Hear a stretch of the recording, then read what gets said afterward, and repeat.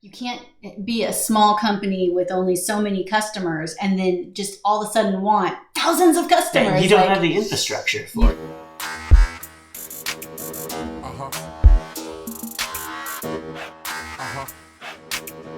Hey, welcome to Smart AF. I'm your host, Torie Mathis. We have got a great show for you today, so let's get started. I think a lot of people get very overwhelmed in doing things, and it doesn't really matter what it is. Getting overwhelmed in starting a business, like it seems like a huge thing to do, right? Overwhelmed with losing weight or starting to work out, overwhelmed with saving money. Like all of these things seem so big. And I think it makes it so that a lot of people don't do anything. The key, however, is that you're not making one gigantic change.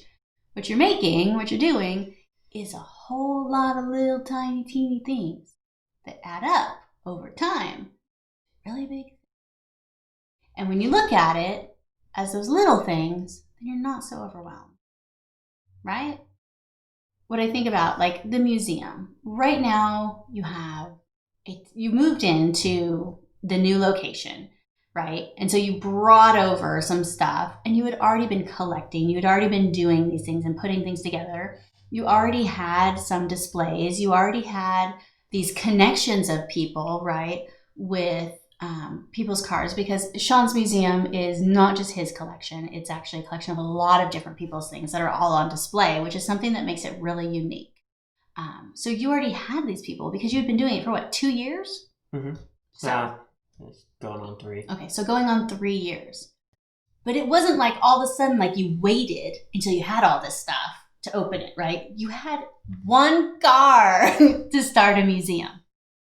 One car.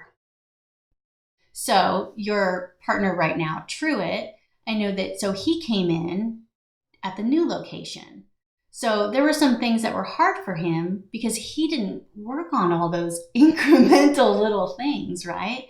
I think he wanted things to be perfect before you opened. Yeah, I had 3 years of experience going from the one car to slowly building and creating over the course of 3 years to make the museum what it was at that point. And then when we moved locations and I brought Truett on board as one of the executive directors, he took an actual professional role in the museum and had responsibilities as far as creating pretty much all of the custom built displays in the museum are all out of his head and his skills and all that kind of stuff. And I don't think he realized how much work all that was going to be and what all was involved with that.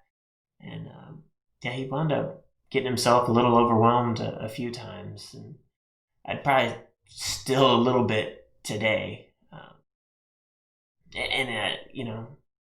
To me, it was just, it didn't really faze me at all because I was used to just little by little, mainly because I didn't have a choice. Truett has the skills to go out there and build all this stuff that's out of his head. If he had the time and the money to just do it all, he literally could. I, on the other hand, can think of it, but I don't have the time or the money or the skills, which means I have to then do extra steps to go find the person to help me do it and then get the funding to do it and find the materials to make it happen. And so I'm used to all those little steps where he just it was so much, because we essentially started over from scratch. I brought the one car that we originally started with and a couple other cars and a couple things that we collected as a museum, but not everything came over, and the space was so much larger. Like we had to start over from scratch. But you had gone through all these little teeny things, and Truett came in the middle. And I think it's really easy to look at anybody's journey and you're coming in the middle or you're coming in at the finish line, and you don't see all those little teeny things that went along to get to that point because it starts with one car. So even now, like somebody that just visits the museum and walked in there and could see everything that there is and not really understand how much work went into it in really a relatively short amount of time.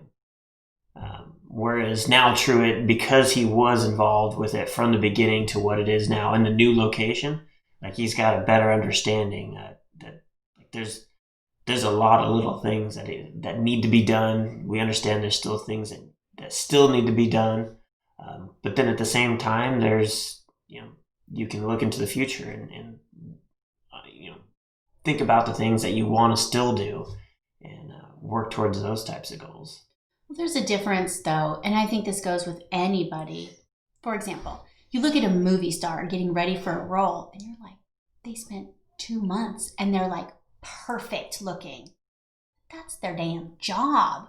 That's how much money did they put in that? How much time did they put in that? And yes, they had to do that day by day by day, but there's all this other stuff going on. With the museum, you don't have an unlimited budget and a big ass crew. Like it's whatever yours is, your little by little.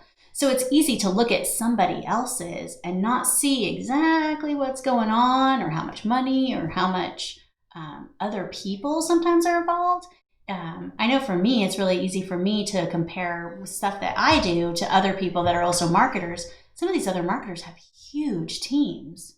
Like I just don't have that team, but I try to put myself up, I want to be at that same level and put out that same type of quality and put out that same type of content and do all these things. And then I have to remember that, what I do for my little by little is different because they're not the same. They're not in the same place. They don't have the same team. They don't have the same skills. Everybody's different, and that's okay. Right? So whenever you're looking at starting a business or starting to take on something, it's best to look at it in little teeny tiny chunks rather than trying to do everything all at once or think that you have to have everything perfect. And you don't have to have a full museum at museum quality, all filled and displays, built before you can open. You start before you're ready. And Miles Through Time is a very good example of start before you're anywhere near ready. You can have that end result goal, but you can't go from A to Z. Like it just doesn't work that way. You've got to make those small wins. It is just a little bit and then a little bit more and a little bit more, and the next thing you know, you've got a lot of time behind something that you probably are going to be up there a ways, but it didn't happen overnight. No, it's those little steps that are going to get there. It's like building your email list. You had to start with one. You had to put the first little sign up on the website, starting with nobody, and that website wasn't as great when you first started, but it had to be something. And then it evolves into something a little better and something a little better.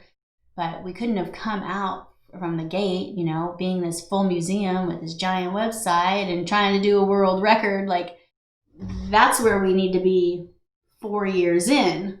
That's where we have clients that, they think they need this gigantic website, 5 million pages on it and it's huge. They don't have the budget to pay for it, but they think this is what they need. In reality, like we can build them a website that fits their budget and their current need with the expectation of being able to add the additional aspects to the website, whatever those may be, when they're ready for them. And it's like, back in the day when people would buy all the fancy furniture and all that kind of stuff, and they don't have any clients, and so they've got these, immaculate, impressive looking office, and then go bankrupt because they blew all this money on all this stuff that didn't serve them any actual purpose. You can easily do that in the digital world as well, and all the marketing, advertising, and stuff today. What do you actually need at this point in your business? Because you may not need that kind of stuff. And even what is the company that would sell all of your like coupon type stuff, and then they'd have so many of them. Valpak? No. Man, what is it? Businesses were going out of business because they would sell so many of them. What is that? Groupon. Yes. Yeah, you talk about like overextending. Like they're not. You can't do that. You can't be a small company with only so many customers and then just all of a sudden want thousands of customers. You don't have the infrastructure for it. There's no employees being able to handle it. There's no stock for it. You know what else did that? It was like called the Oprah effect, that sometimes these little companies would go on Oprah on her favorite things or whatever, and it would kill the company. It was just too much. Can't handle it. Yeah. Well, and for you talk about websites, I've always tried to tell clients again, like with the web, like you don't need this whole big thing, especially if you're a new business, you may need to pivot. Like this may not even be 100% the right direction. Let's not make you 5,000 pages on what you think. Let's make you some basic stuff. And then over the next year, let's add on in the direction you're going, because that might not be what's right for you. What did I say? 95% of businesses that are successful pivot at one time and another. I have pivoted. You have pivoted. If you go look at any successful business, like there was probably a pivot in there. Like Amazon started selling books and books only. Like they could not have got to where they are if they like held so tight to only sell books. So you have to, those small incremental things allow you to have that wiggle room to pivot. Because if you grow so fast, so big, or if you, insist on having all the, buying an office and furniture and all this stuff, and then it turns out that there's some type of change, like you haven't left yourself any room to pivot, any room to grow in a different way. That's scary.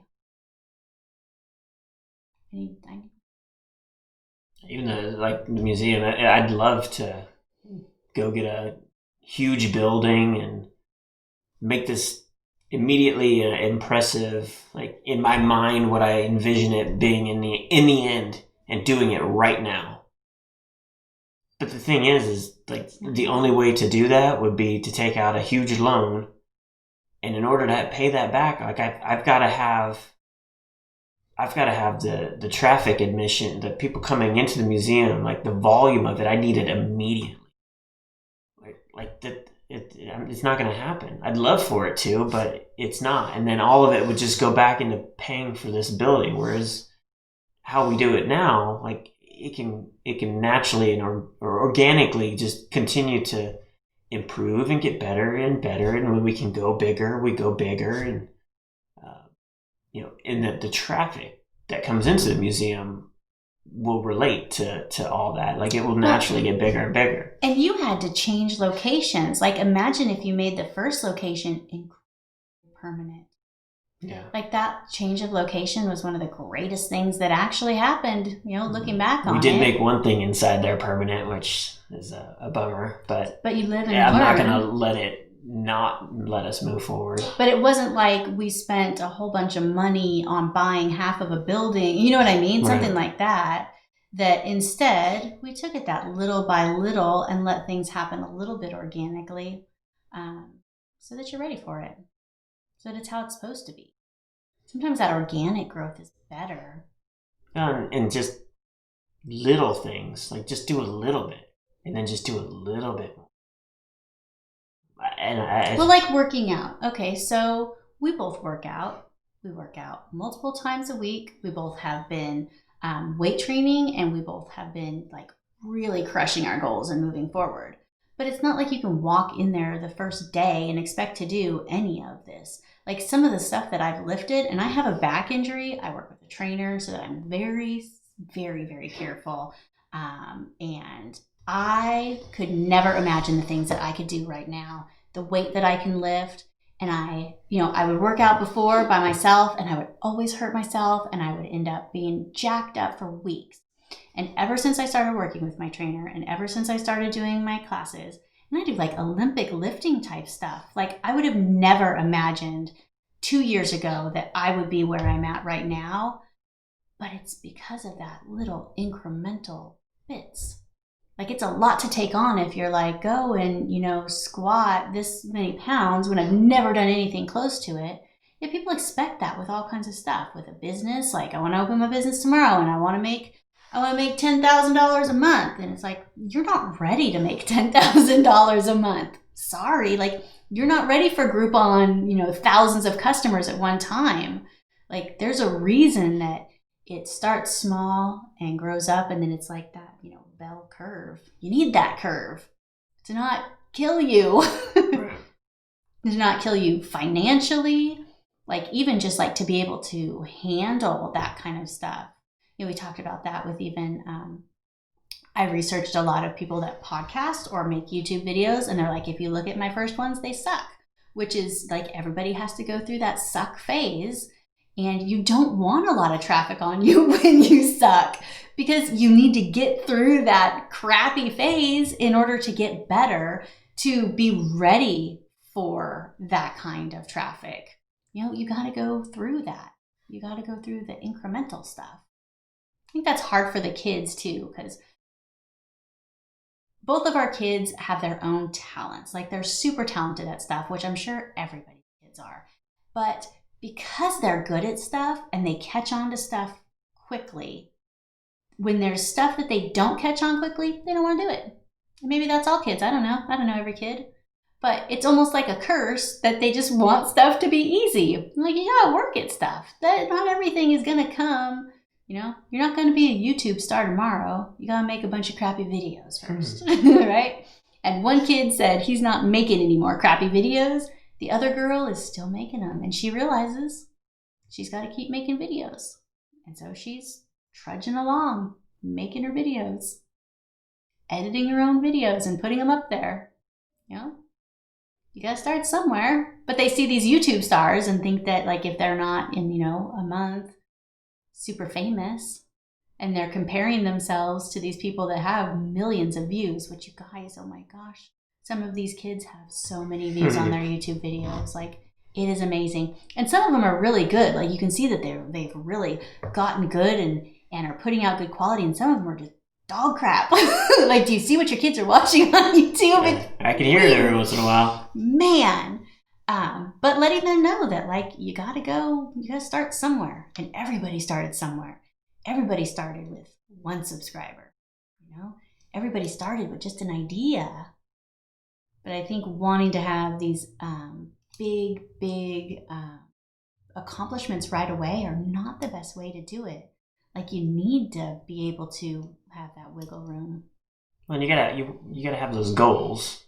It's good to have the goals to have that end result, whatever it is that you want. But who knows when that's going to happen, and who knows if that goal doesn't change. That's why you just keep trudging along, working towards that goal. And then when the goal changes, it's fine. Yeah. If it doesn't happen in the time frame that you thought it should, that's not when it was supposed to. So you just keep going. When I first started my business, I just wanted to print. I wanted to print as much stuff as possible and make a bunch of money printing. You know what I discovered? Printing sucks. Printing is freaking scary. It's final. Plus, it's not really relevant nowadays. I mean, I like it's not relevant. Not as much but as it's it not was. how it used to be. Yeah, so I was printing. We're new school, old school. New school, old school. That's funny. Yeah, so I started printing like 15, 16 years ago, and we would print 400,000 copies of a magazine every single month. And so when I ended up going out on my own, like, that's what I had. Like, I just wanted to print. And one of the guys that I worked with, he printed brochures for like the colleges and stuff like that. And I'm like, man, I want to do that. I got some really big print jobs. And man, when I had my first mess up print job, not because of me, but because print isn't perfect, like, it's thousands of dollars in time and reprinting. You know what? I like digital stuff. Digital is awesome because if there's anything ever, like, you just go and change it. Like, it's not as final.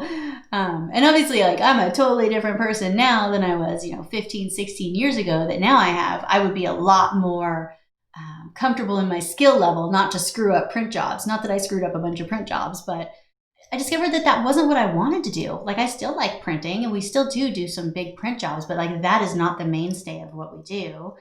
We decided there's other stuff that we like better. And I couldn't have put myself where I am right now, who I was 15 years ago. Like, I didn't even know how to do websites back then. I didn't know what a funnel was. I didn't know how to make a podcast or, anything like that. Little by little. You can't compare yourself to people that are even a couple steps ahead. You just want to get one step ahead yourself. Right? Just always be improving compared to yourself. Right. Be better than you were yesterday. Not trying to be better than somebody else on the outside. Like, when I go and weightlift, I'm not looking at people that like are bigger than me or who I want to be like. I just know what I lifted last time, and I want to try to go a little bit higher. And that's what I try to do with everything. That's what I want our kids to do. That's my goal. Make those kids like that. That'd be awesome. That'd be good. So if you like this video, why don't you subscribe to our channel? Leave us a review. We'd really appreciate it, and we'll see you in the next one. If you want to get smart tools to build your business, go to besmartaf.com.